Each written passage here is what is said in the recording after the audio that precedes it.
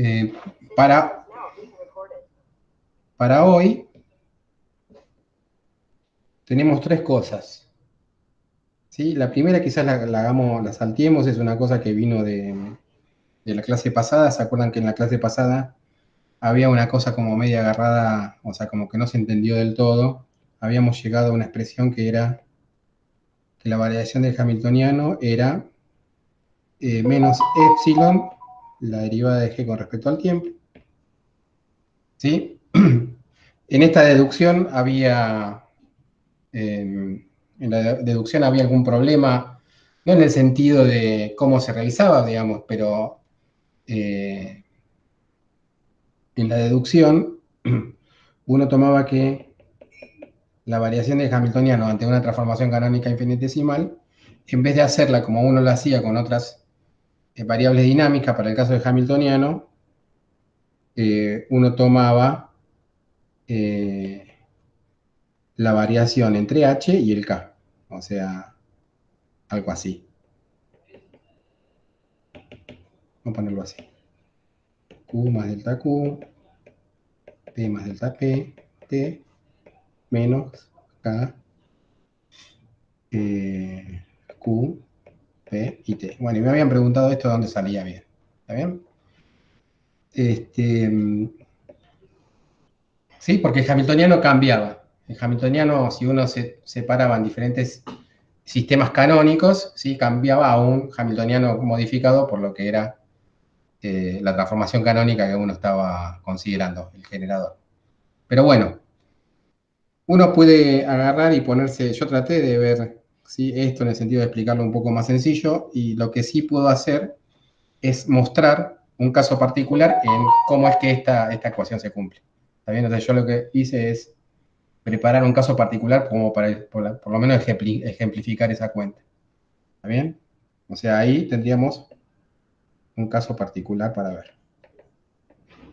A veces con los casos particulares uno puede, digamos, entender, digamos, por qué la cuenta se hace así y no de otra manera.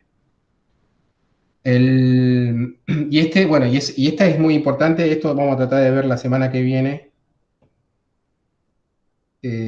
con el caso de momento angular, lo de siempre, ¿no?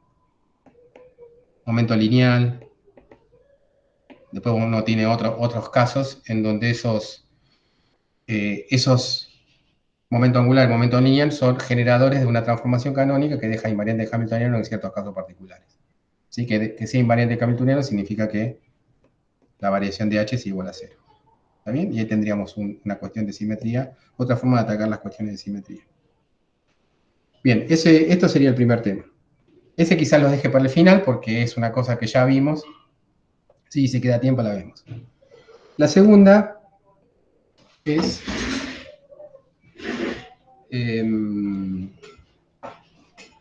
lo segundo es, a ver,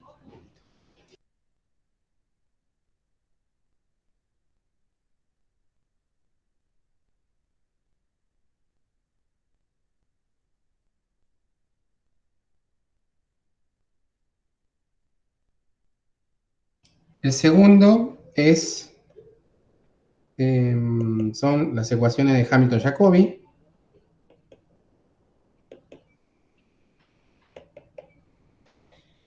Este sería el último tema del programa. Esta sería otra forma, la última forma de atacar el problema mecánico. Eso es lo que vamos a ver primero. Y el tercero, lo que es la función principal de Hamilton.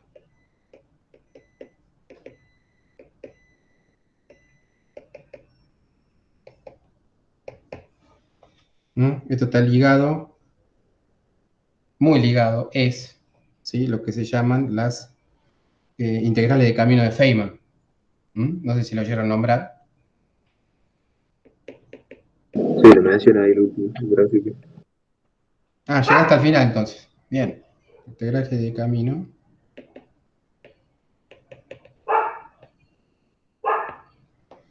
Bien, entonces arranquemos por las ecuaciones de Hamilton-Jacobi.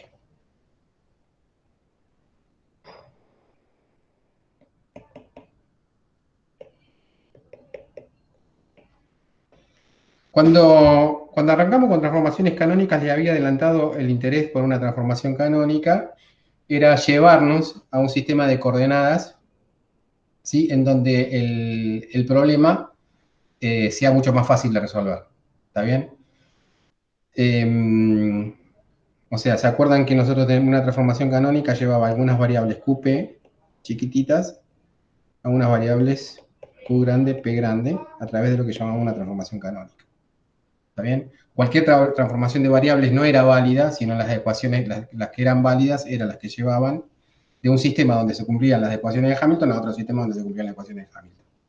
¿Está bien? O sea que en el primer sistema, acá se cumple que la derivada de h con respecto a q punto negativa es, no q punto q,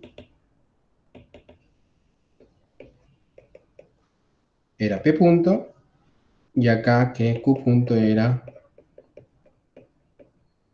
la derivada de h con respecto a p. Para que el otro sistema sea válido, se tiene que cumplir lo mismo con el hamiltoniano de ese sistema. O sea que p punto es igual a menos la derivada que habíamos llamado k, o sea, tiene que existir cierta función k que cumpla estas ecuaciones, acá con un más, y así. ¿Está bien? Eso era una transformación canónica. Y habíamos visto formas de atacar, de generar una transformación canónica. Bien.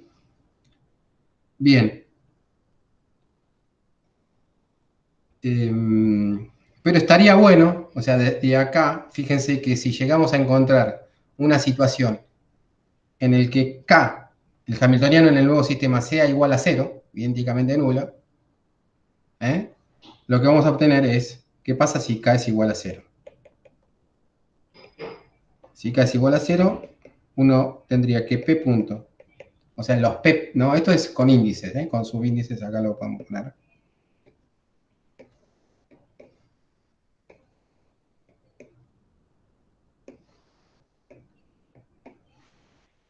El P punto sub I va a ser igual a cero, y el Q punto sub I va a ser igual a cero. Por lo tanto, el P sub I va a ser una constante de movimiento, que vamos para marcar que es una constante de movimiento, o sea que no depende del tiempo, vamos a definirla como alfa I. Y el Q sub I también va a ser una constante de movimiento que va a ser beta sub I. ¿Está bien? Está bien, esto todavía no lo aseguramos. Eso es en el caso en que encontremos una transformación canónica que me lleve a un nuevo hamiltoniano que sea idénticamente nulo. ¿Ok? Eso de ser así, fíjense que si hacemos eso, tendríamos el problema mucho más simplificado, por lo menos en las nuevas coordenadas canónicas, que son las de las coordenadas y los momentos, son constantes directamente, son constantes de movimiento, ¿sí? Y ya estaría el problema, por lo menos en ese sistema resuelto. Ahora habría que ver cómo volvemos a las coordenadas viejas, las Q y P pequeñas. Pero esa sería la idea. Y para realizar eso, lo que vamos a plantear es una transformación canónica de tipo 2. ¿Se acuerdan que eso se generaba con una función f2 que dependía de las variables, las coordenadas viejas y los momentos nuevos y el tiempo? ¿Sí? Y vamos a plantear que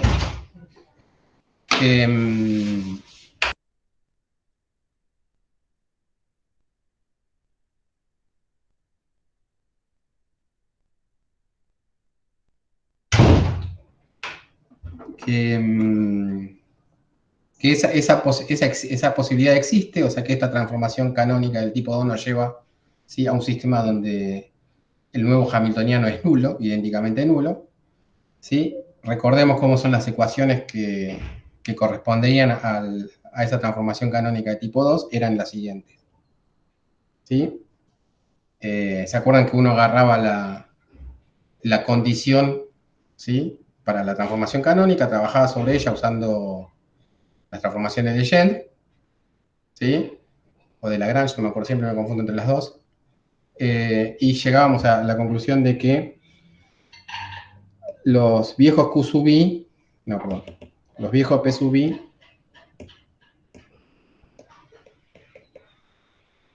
eran la derivada de esta función f2 con respecto a Q sub i, ¿sí? Siendo que f2 dependía de las coordenadas viejas, los momentos nuevos y el tiempo. Los nuevos Q sub i son las derivadas de con respecto a los momentos nuevos. Y el nuevo hamiltoniano era igual, acá lo vamos a poner, lo vamos a poner así, cualquier cosa después lo cambio, a el viejo hamiltoniano, que de principio depende de las coordenadas. Acá ya que está, hacemos un repaso de lo que era la transformación canónica tipo 2, por lo menos el resultado, más la derivada de f2 con respecto al tiempo, y el f2 dependía de esto. Eso es lo que hemos llegado a la clase pasada.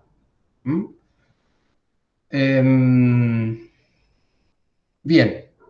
Y también habíamos dicho, bueno, ¿cómo se obtenían, digamos? Porque la idea era, a partir de esto, obtener cómo eran las transformaciones canónicas. Obtener cómo es la transformación canónica significa conocer cómo son las funciones Q grande como función de las coordenadas viejas y el tiempo, y el P grande como funciones de las coordenadas viejas y el tiempo.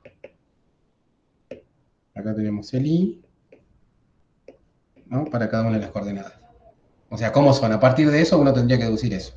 Y la cuestión es la siguiente, uno agarraba cualquier función f2 que se le ocurriera, ¿sí? Es una fórmula matemática de 3 argumentos, vos podés la que querés, ¿sí? Y entonces, fíjense que de esta... de acá, invertíamos las ecuaciones de esta función. A ver. De acá, invertíamos las ecuaciones y de acá vos podés tener una Q como función de... como de esto. Eso queda claro, ¿no? Invirtiendo las ecuaciones, esas, ¿sí? Uno puede, bueno, y una vez obtenidas esas ecuaciones, uno podía obtener esto, si en realidad es al revés, porque yo lo que quiero son la otra, así que lo voy a hacer al revés. De acá voy a obtener el P como función de Q y P y T, ¿está bien? Y una vez obtenida esa, invierto las otras ecuaciones y acá obtengo el Q, ¿no? Esto lo pongo, si quieren lo pongo ahí, y ahí obtengo el Q como función de Q, P y T. ¿Sí? Y ya obtuve, ¿sí?, esto que estaba buscando. ¿Ok? Y bueno, y además puedo, este K que está acá, el hamiltoniano nuevo,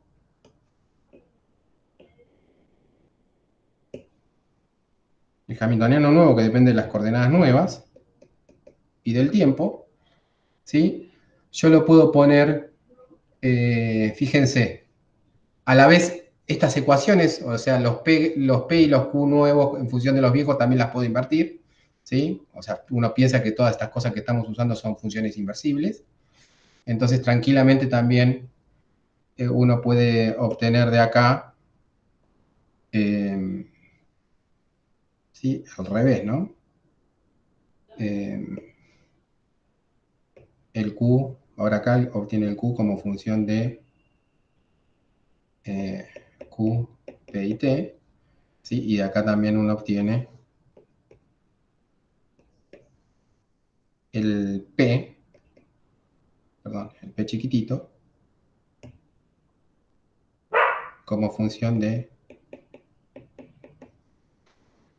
Lo puedo invertir en los dos lados. Entonces, si yo puedo hacer esas operaciones, tranquilamente puedo obtener el hamiltoniano nuevo en función de las coordenadas nuevas, ¿no? Porque acá yo puedo reemplazar, ¿sí?, esas nuevas funciones que escribí ahí en azul, y acá también lo puedo reemplazar y tengo todo en función de las coordenadas nuevas. ¿Se entiende? ¿Sí? O sea que por ese sentido no habría problema. Ahora, ¿cuál es la cuestión? La cuestión es que, bueno, está bien, yo como función F2 puedo elegir cualquiera. Pero la pregunta es, ¿existirá alguna función F2 generadora que haga que el nuevo hamiltoniano sea nulo? Bueno, de existir esa función, va a tener un nuevo nombre que vamos a llamar S, ¿sí? Entonces vamos a decir que F2 va a ser igual a S, después vamos a ver qué es la acción, pero eso no es un tema que uno puede adivinar ahora, pero bueno, por eso se le llama S. Si F es igual a S, entonces lo que va a suceder es que K va a ser idénticamente nula. También esa sería o sea, cuando K es igual a USA, esa F2 la llamamos S. Y por lo tanto lo que va a quedar es que H de Q, P, T más la derivada de F2 con respecto al tiempo de Q, P grande y T va a ser igual a 0. Bueno, entonces yo lo que digo es, a F2 lo llamo S. ¿Mm? Fíjense que acá de esta ecuación que tengo ahí, la del P chiquitito, la del P viejo, esto que está acá es la derivada de S con respecto a Q. ¿Está bien? Entonces, sí, porque sería esta ecuación, básicamente.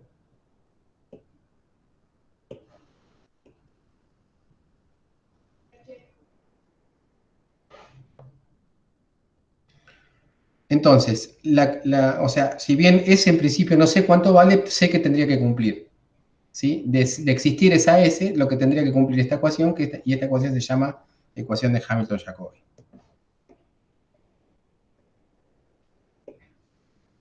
Vamos a escribirlo acá.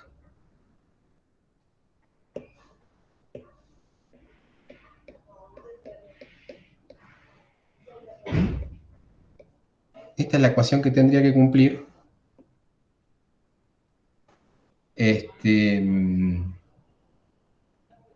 S para que eso sucediese. Y si eso sucede, los P ya dejan de ser, los nuevos P van a ser constante de movimiento por lo que vimos acá, ¿no? ¿Sí? P son constantes de movimiento.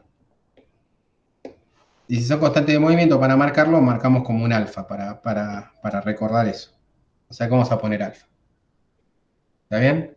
O sea, la función S, que es la función de tipo 2, ¿sí? Que tiene coordenadas viejas Q, momentos nuevos ahora alfa, porque son constantes de movimiento, precisamente porque hamiltoniano nuevo es 0. ¿Está bien? Uno podría terminar de completar esta ecuación, escribirla mejor así. ¿Vamos bien hasta ahora? O sea, esto quedaría así. Y esa S que está acá es función de Q, alfa y T. Fíjense que es una ecuación diferencial en derivadas parciales, es una sola ecuación, ¿sí? En derivadas parciales, vamos a compararlas con las que veníamos obteniendo a lo largo de toda la materia en mecánica. Arrancamos con las ecuaciones de Euler-Lagrange, ¿sí? En las ecuaciones de Euler-Lagrange teníamos n ecuaciones diferenciales ordinarias de grado 2, que eran estas.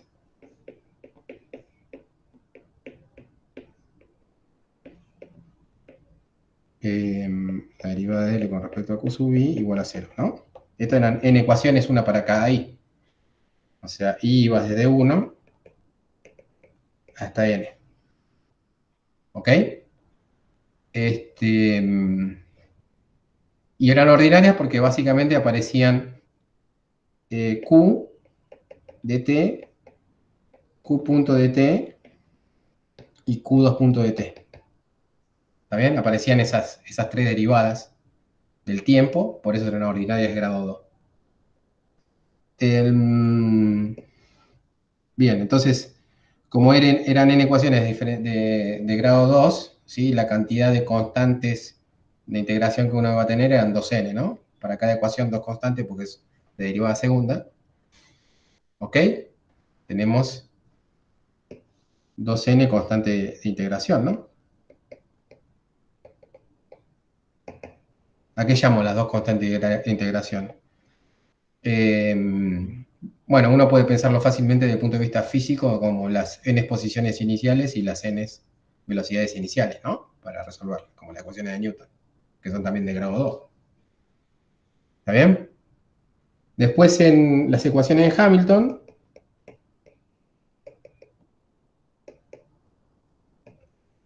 ¿sí? Ahí teníamos también i igual a 1 hasta n, pero eran un par. La primera era q punto sub i igual la derivada de h con respecto a p sub i. Esa es una ecuación de primer orden. ¿Mm? Y p punto sub i igual a menos la derivada de h con respecto a q sub i. ¿Sí? Ordinarias, porque las funciones son las q de t. ¿Sí? No son las h acá. El h es conocido. ¿Sí? La función matemática h es conocida. Ahí no estamos trabajando sobre h. No estamos buscando h. Estamos buscando q y estamos buscando p. ¿Sí? Porque el h es conocido. Entonces acá tenemos son de primer orden, pero son dos. O sea, seguimos teniendo dos n constantes de integración. ¿Ok?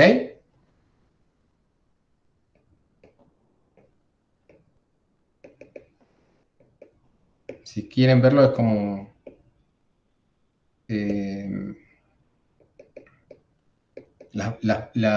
¿sí? Las cantidades iniciales de Q y las cantidades iniciales de P. ¿Ok? Por ser de primer orden. Y ahora pasamos a las ecuaciones de Hamilton-Jacobi, que es una sola ecuación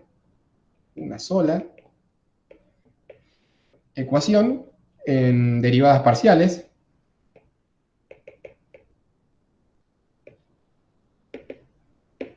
Cambió completamente el esquema.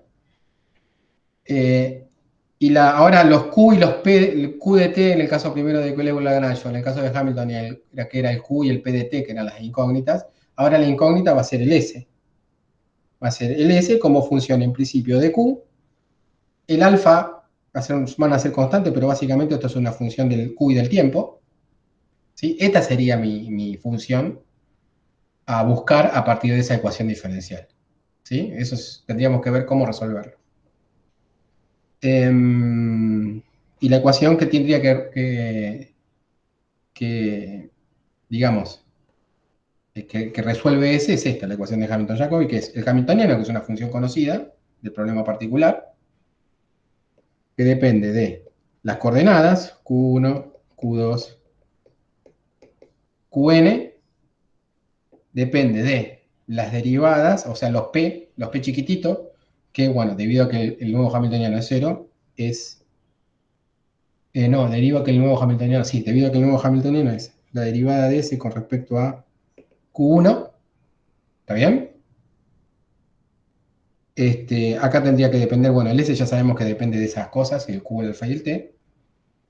La derivada de S de Q2, la derivada de S con respecto a Qn y el tiempo, más la derivada de S con respecto al tiempo, eso es igual a 0. Esa es la ecuación diferencial que define cómo va a ser S. Uno tendría que resolverla, ¿sí? Para resolver el problema. Veamos eh, veamos qué sucede si suponemos que S se puede encontrar. ¿Está bien? O sea, ¿cómo es que el problema se resuelve si resolvemos S? ¿Ok? O sea, supongamos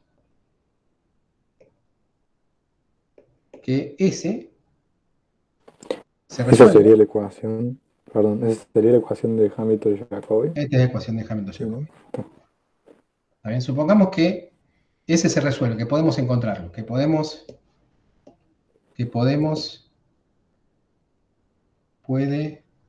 encontrarse. También desde el punto de vista matemático, físico, lo resuelve, uno puede resolver. Una vez que uno obtiene ese, ¿qué hace con ese? Bueno, hace lo mismo que hacíamos antes.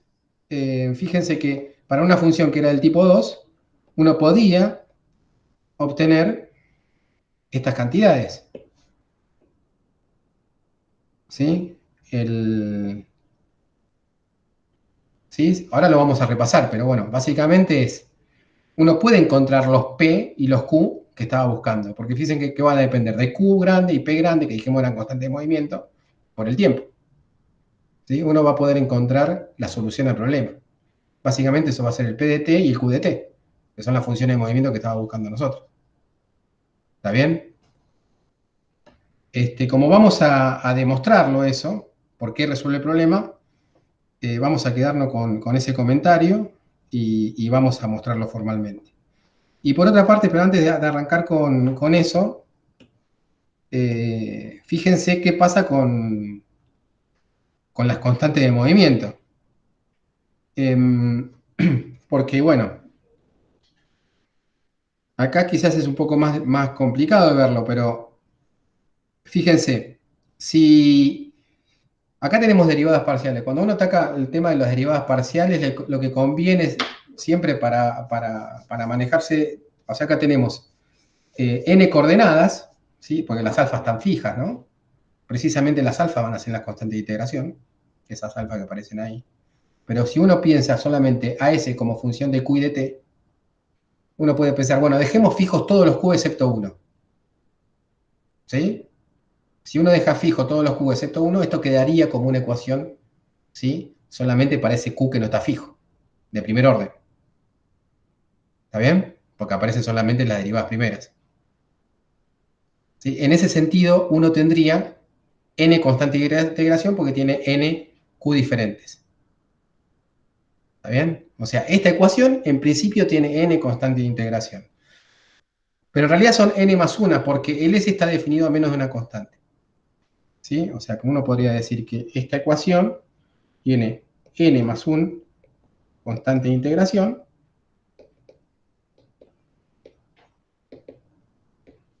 sería una para cada k, para cada q, ¿sí? Y una porque la ecuación está definida para, o sea, una constante aditiva. ¿Sí? La constante aditiva tiene que ver con que si yo pongo S o S más 4, también está claro que esas dos son soluciones de la ecuación de Hamilton-Jacobi, ¿no? ¿Sí? Porque en la ecuación de Hamilton-Jacobi aparece la derivada de S nada más, no aparece el S solamente, aparece siempre la derivada del S. O sea que hay una constante aditiva, esta que no se considera. ¿Ok? Uno puede agregarle cualquier constante a la función S y sigue siendo solución a la ecuación de Hamilton-Jacobi, o sea que no es interesante esa constante aditiva. Pero sí son importantes las constantes no aditivas de integración que tienen que ver con la dependencia del S con el Q, para cada uno de los Q. ¿Está bien? ¿Se entendió eso? ¿Mm? Bien, ustedes me dirán, che, pero ¿qué pasa? ¿No eran 2n? Acá tenemos un problema porque veníamos en las ecuaciones de Euler-Lagrange y en las ecuaciones de Hamilton eran dos constantes de integración. ¿Sí? Las otras n constantes de integración, porque acá con esto tendríamos n solamente y eran 2n en total, vienen de acá.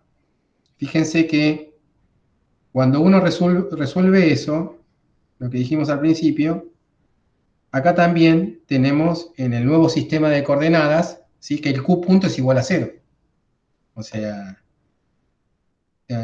si uno logra encontrar esa función S, uno lo que obtiene es que q punto sub i también es igual a 0. Serían las ecuaciones de Hamilton para q en el nuevo sistema de coordenadas. Entonces acá tiene, ¿sí?, que q sub i es igual a beta sub i, que son las otras n constantes de movimiento que tienen que ver si quieren, con las nuevas posiciones iniciales, ¿no? Pero bueno, acá están, uno podría decir, acá están las otras n constantes de movimiento.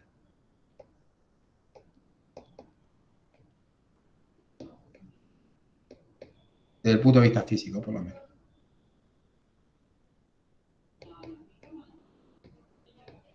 O sea, tenemos n constante de movimiento para las P grandes y n constante de movimiento para las Q grandes. ¿Está bien? ¿Por qué? Porque las ecuaciones de Hamilton en el nuevo sistema de coordenadas son las triviales. P punto igual a 0 y Q punto igual a 0. ¿Sí? Entonces son constantes de movimiento, son las n constantes de movimiento. Bien, entonces, veamos ahora, desde el punto de vista formal, que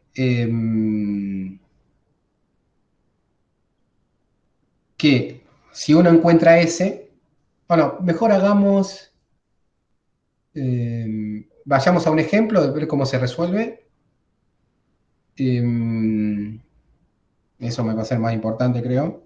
Y después veamos cómo es que esto, digamos, resuelve el problema formalmente. O hacemos, no sé, estoy indeciso. Déjenme tomar un mate y pienso. Ahí, el último. Entonces, ¿por qué mencionaste que las Q, lo de las constantes de movimiento? Me perdí el ¿Por qué enganche las con lo Q que son venías constantes de hablando. movimiento? No, eso sí. Te digo, ¿por qué lo mencionaste ahí al último? ¿Por qué? Lo Que mencioné tenía que ver porque con fíjate resolver la que, parálisis, sí. claro, o sea, si vos te fijas en la ecuación de Hamilton-Jacobi, la ecuación de Hamilton-Jacobi va a tener n constante de movimiento. Y hasta ahora veníamos viendo Ujú, que todo tenía 2n constante de movimiento. ¿Sí? Entonces, ujú. la pregunta sería, ¿de dónde están las otras n constantes de movimiento? ¿Sí? Las otras n constantes de movimiento son las beta, ¿sí? Las que yo llamé beta sub i. Mm. ¿Ok? Entonces, eso te sumaría a las otras n constantes de movimiento que veníamos trabajando antes. Pero la ecuación de Hamilton-Jacobi tiene solamente n constante de movimiento. ¿Sí? Pero ¿por qué no Después el cuestionan problema estas? particular te dirá cuánto valen las otras n constantes de movimiento. ¿Ok? Eso lo vamos a ver ahora con un ejemplo. Vayamos a un ejemplo Bueno, sencillo. sí. A ver, entonces va a convenir arrancar con el ejemplo. Ejemplo. ¿Sí? El ejemplo típico en Hamilton-Jacobi, lo primero que se da siempre es un oscilador armónico en una dimensión. Oscilador armónico en una dimensión, h, que es, ¿sí? En la variable es antigua, va a ser igual a p al cuadrado sobre 2m. Esa sería la energía cinética más un medio de k, en la constante de resorte, por el x al cuadrado, podemos llamar q al cuadrado, así, ya que trabajamos con la variable q. ¿Sí? Eso sería el hamiltoniano. ¿Ok? Este hamiltoniano no depende del tiempo. Podemos saber que si no depende del tiempo y las coordenadas son cíclicas, el problema es separable.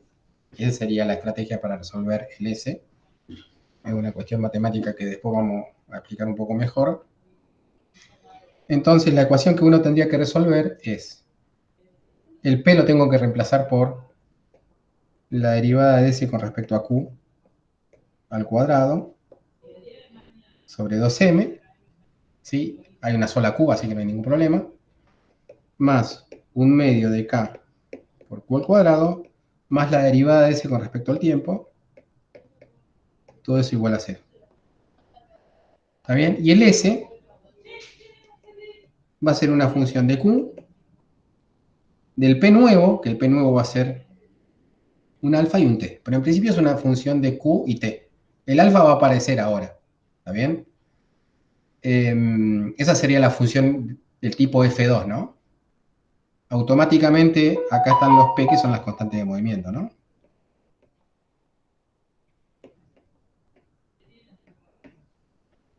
Pero pensemos al S como función de Q y de t.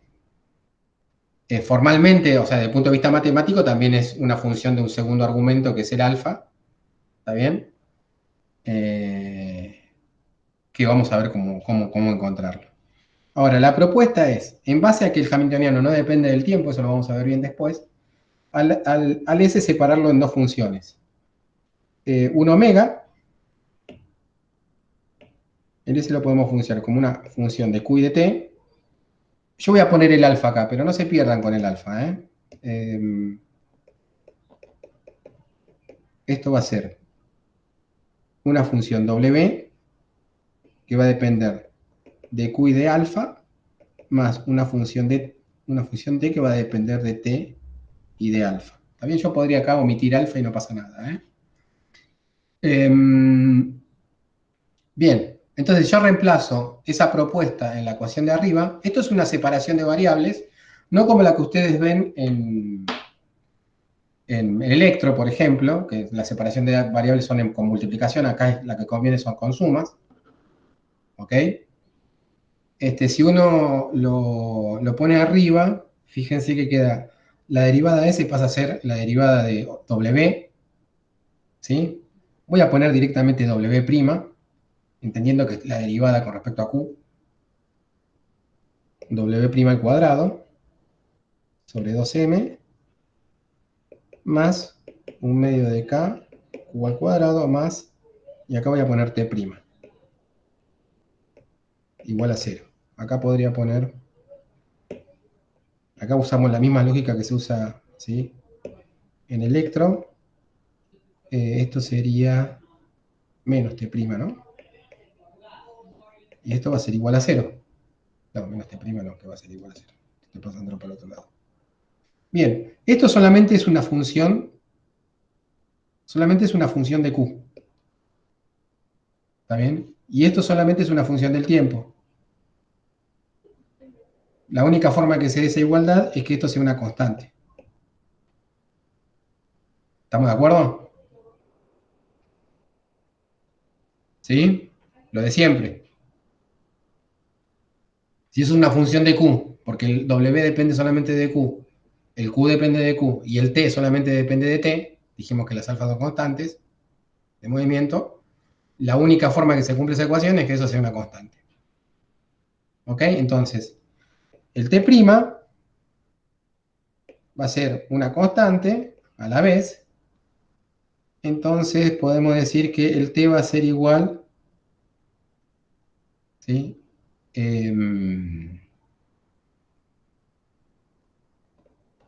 A una constante 1 por T más una constante 2. ¿Está bien? Esta constante 2 que está acá, que yo no la consideré cuando preparé esto, simplemente es la constante aditiva esa que no me interesa, ¿no? Porque agregaría una constante aditiva a la función S. ¿Ok? No interesa. Y a esta que está acá, la podríamos llamar alfa, ¿sí? Y con eso nos cerraría, pero podríamos llamarlo de otra manera, no, la voy a llamar alfa. Nos quedaría esa función para la función T grande. ¿Estamos de acuerdo? ¿Sí? Acá fíjense que uno, cuando trabaja en estas cosas, si uno se equivoca en el medio, ¿sí? No va a llegar a una función S que cumpla la ecuación de Hamilton-Jacobi. ¿Está bien? O sea que en ese sentido podemos trabajar con cierta libertad. O sea, volvemos para atrás y modificamos. No importa. Esto es una propuesta atrás de otra hasta llegar al resultado. ¿Ok? Bien. Si uno obtiene eso, fíjense que a mí la ecuación que me queda es, en realidad, acá, está bien. O sea que la ecuación que me queda es W' al cuadrado, 2m, más un medio de m, q al cuadrado, más el T', de T que dijimos que es alfa, es igual a 0. ¿Está bien?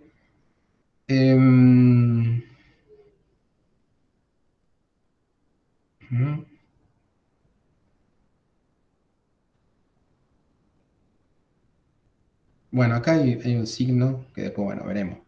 Entonces me quedaría, claro, o sea, si uno, acá me parece que conviene poner menos alfa de t. Porque si yo pongo menos alfa de t, ¿sí? Fíjense que la ecuación que quedaría acá es esto igual a alfa, ¿no? Y en ese sentido sería la energía, porque es la energía cinética más la energía potencial igual a alfa, y ahí podríamos identificar al alfa con la energía. ¿Ok? Entonces, si yo quiero resolver el S, el T ya lo resolví, ¿sí? Me falta resolver el W. Entonces lo que hago es tratar de resolver el W para resolver el S. Y van a ver que después no es necesario resolver el S, sino su derivada. Pero bueno, el W', entonces quedaría como propuesta, ¿sí? Hago alfa menos un medio de m, q al cuadrado, paso el 2m para este lado, me quedaría 2m acá. Me quedaría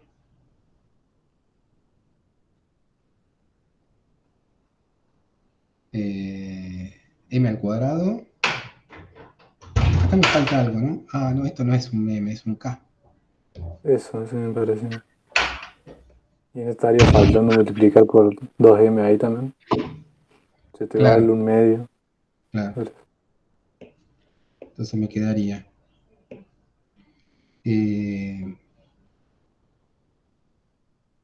mk, ¿ok? ¿Sí? Ujú. Y después me quedaría todo La esto raíz. raíz. Eso. ¿Estamos de acuerdo? Esa sería mi W'. Entonces mi W, básicamente, así trabajando en forma un poco sucia, va a ser una integral impropia, ¿m? De variable q, esta, 2m alfa menos mk q al cuadrado. Vamos a poner, para distinguir la variante de integración, un q' si quieren, diferencial q'. ¿Está bien? Entonces, mi S, mi candidato para función S, va a ser igual a la parte del W, que sería esa integral, 2m alfa menos mk q' al cuadrado diferencial q', más la función t, que era el t menos alfa t.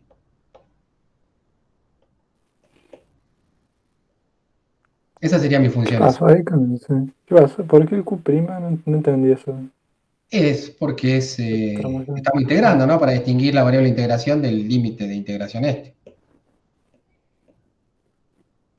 ¿Está bien? O sea, no sé, bueno, eso depende cómo ustedes, digamos, ven una integral impropia. Estaríamos a mitad de camino de integral impropia ahí. La podemos poner así, no hay ningún problema. ¿Está bien? Pero se entiende Claro, que sí, es sí, la sí. primitiva esa parte. ¿Ok? Bueno, esa sería mi S. Ahora veamos cómo con ese S, que ya lo encontré, supuestamente, yo resuelvo el problema mecánico del oscilador. Bien, y vamos a seguir esta estrategia que planteé acá arriba para funciones del tipo F2, ¿no?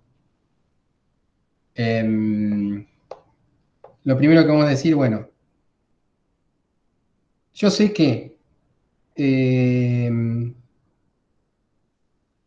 mi alfa sub i, habíamos dicho que las constantes alfa sub i eran la derivada de S con respecto, perdón, las beta sub i con respecto a alfa sub i. ¿Está bien? Y habíamos dicho, esto lo habíamos llamado Q sub i. Y las P sub i chiquititas eran la derivada de S con respecto a las Q sub i. Acá tenemos una sola Q y una sola P. ¿Sí? Así que yo lo que voy a hacer es borrar el subíndice I.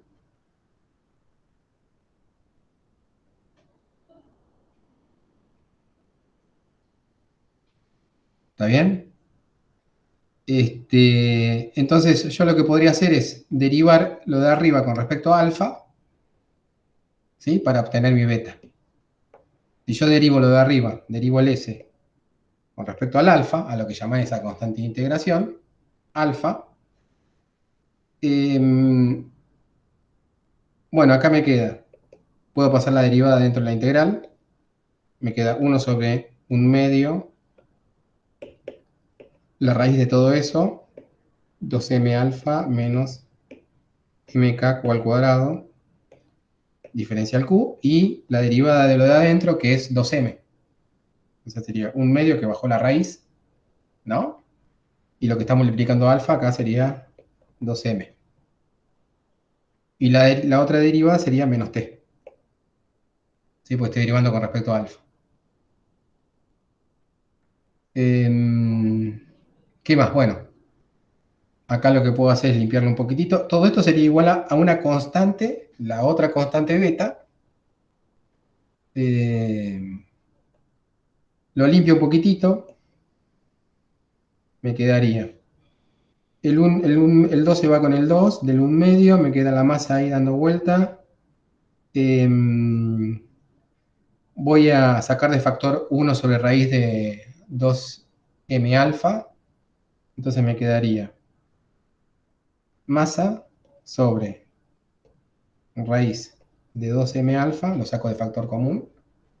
¿Para qué? Para que dentro de la integral me quede una integral que sea más o menos conocida, que va a ser igual a 1 menos mk q al cuadrado sobre 2m alfa. Entonces me quedaría k q al cuadrado sobre 2 alfa. ¿Me van siguiendo? ¿Eh? Porque me puedo equivocar, ¿eh? Todo eso menos t igual a beta. Bien. Acá puedo limpiar un poquitito. Acá me quedaría 1 sobre raíz de 2 alfa. Acá lo que voy a hacer, bueno, antes de limpiar acá, lo que voy a proponer es un cambio de variable. Fíjense que ahí tiene toda la facha de un seno eso, o un coseno, porque es 1 menos algo al cuadrado. Entonces yo lo que puedo hacer acá es reemplazar, o sea, pensar que k por 2 alfa o al cuadrado es igual a seno de teta al cuadrado. ¿Saben? Que es lo mismo que decir que raíz de k sobre 2 alfa por q es igual a seno de teta. Esa es mi propuesta. ¿Sí? Entonces, raíz de k sobre 2 alfa diferencial de q es igual a coseno de teta diferencial q. Diferencial teta, digo.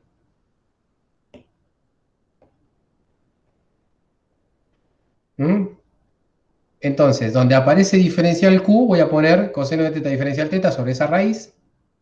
¿Sí? Y donde aparece kq al cuadrado sobre 2 alfa, pongo directamente seno al cuadrado de teta. ¿Está bien? Entonces, ¿acá qué me va a quedar? El m sobre raíz de 2m alfa me queda raíz de m sobre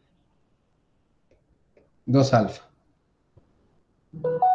El diferencial q es coseno de teta sobre esa raíz de k sobre 2 alfa, diferencial teta. O sea, a eso lo saco de la integral, me queda 1 sobre raíz de k sobre 2 alfa. ¿Está bien? Y acá me queda la integral de coseno de teta diferencial teta, y acá la raíz de 1 menos seno al cuadrado de teta, menos t igual a beta. ¿Estamos bien ahí? Este 2 alfa se va con este 2 alfa. Este coseno de teta se me va con la raíz de 1 menos seno al cuadrado de teta. Entonces lo que me queda es que raíz de m sobre k por la integral de diferencial de teta, que es teta, ¿Está bien? Menos t es igual a beta. Acá me comí algo. Ah, no, no me comí nada todavía. ¿Qué hiciste con la constante que había sacado al principio?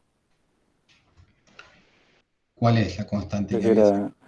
era m sobre raíz de 2m alfa. ¿O la reemplazaste? No, no sé qué le hiciste. Ah, es esta. M sobre raíz de 2m alfa. Esta que está acá. Sí. Síganme porque me puedo equivocar. Esta que está acá es Ujú. esta que está acá. Claro. ¿Está bien? Claro, porque le pusiste el cuadro. Sí, sí, sí. Ya me di cuenta. Bien. Ahora, ¿qué es teta? ¿Mm?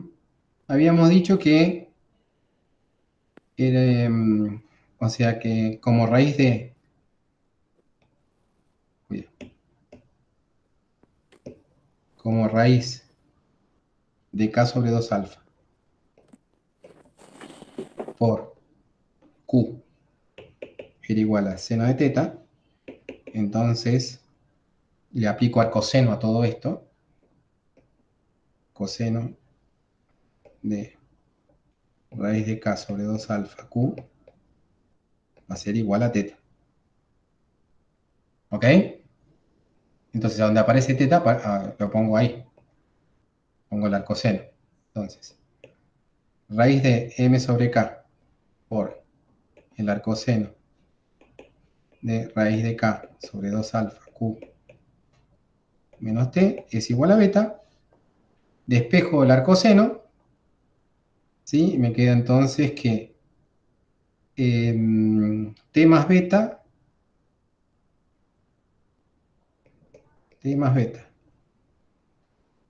todo eso, ¿sí? Por 1 sobre raíz de m sobre k, o sea que raíz de k sobre m es igual al arcoseno de raíz de k sobre 2 alfa por q.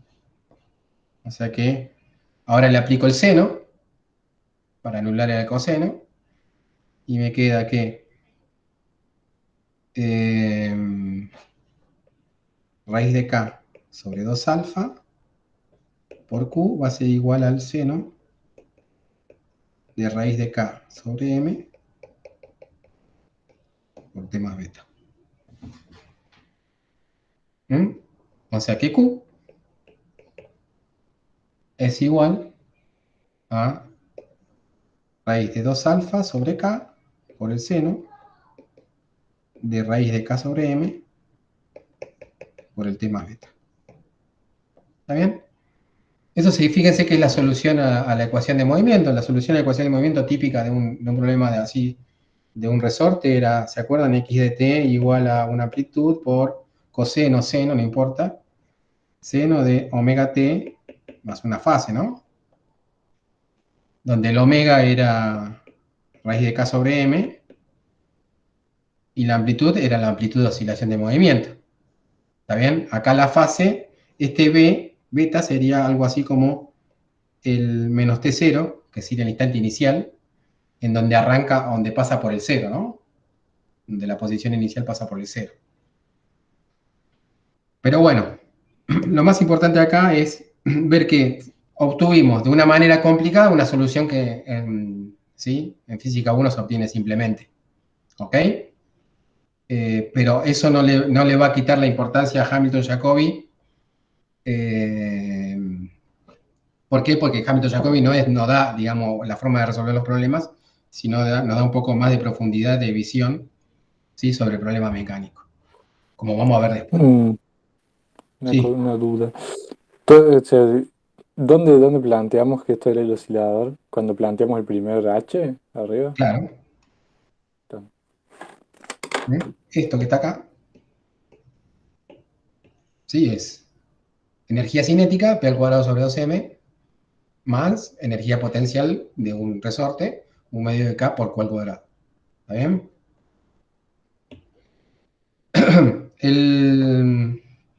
Bueno, y acá la estrategia que usamos es esta que vimos para las funciones, ¿sí? Generadoras, en este caso tipo F2, de cómo obtener, ¿sí? Los Q y los P en función, digamos, si uno ya tenía el F2, ¿no? Cómo empezamos a despejar. Si bien no lo hicimos, fuimos haciéndolo así a dedo, pero fíjense que se puede obtener la solución porque las ecuaciones son invertibles. Las funciones son invertibles. Bien, y acá fíjense que la amplitud también tiene sentido. ¿Por qué tiene sentido la amplitud? Acuérdense que si alfa es la energía, ¿está bien? Yo puedo pensar que la amplitud máxima se da cuando la energía potencial es la máxima, ¿está bien? Entonces, la energía potencial sería un medio de la amplitud esa, o sea, del K, por la amplitud esa al cuadrado. Esa sería la energía, alfa, ¿está bien? Entonces, si yo hago raíz de 2 alfa sobre K, ¿qué me queda?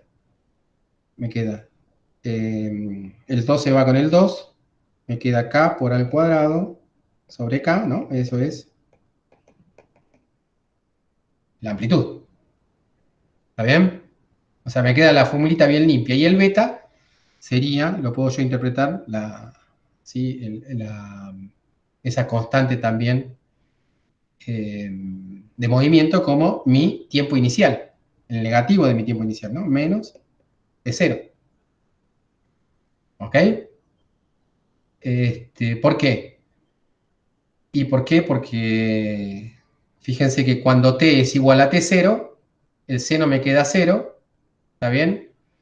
Y la energía me queda toda cinética ahí, ¿está bien? Pero bueno, no importa, podríamos poner otro origen de tiempo, no importa.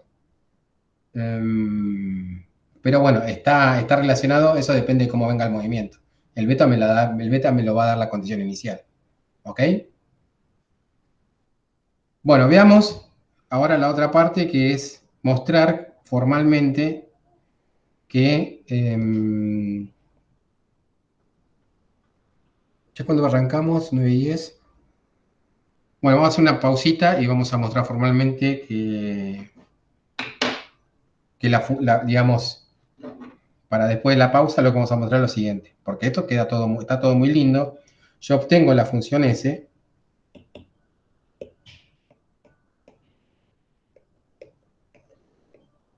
pero vamos a mostrar realmente que P, el P obtenido como la derivada de S con respecto a Q, ¿sí? Cumple lo que tiene que cumplir, que es la ecuación de Hamilton, o sea que soluciona mi problema.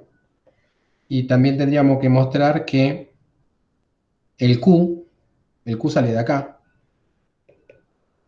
la derivada de S con respecto a alfa, el Q sale de acá, ¿está bien? Es un Q de alfa beta que cumple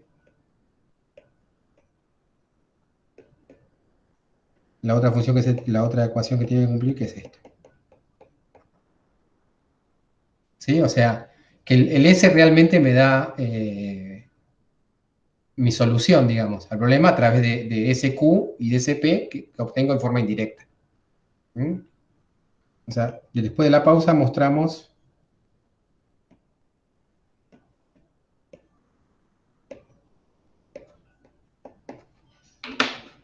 eso. Nos tomamos una pausita, nos tomamos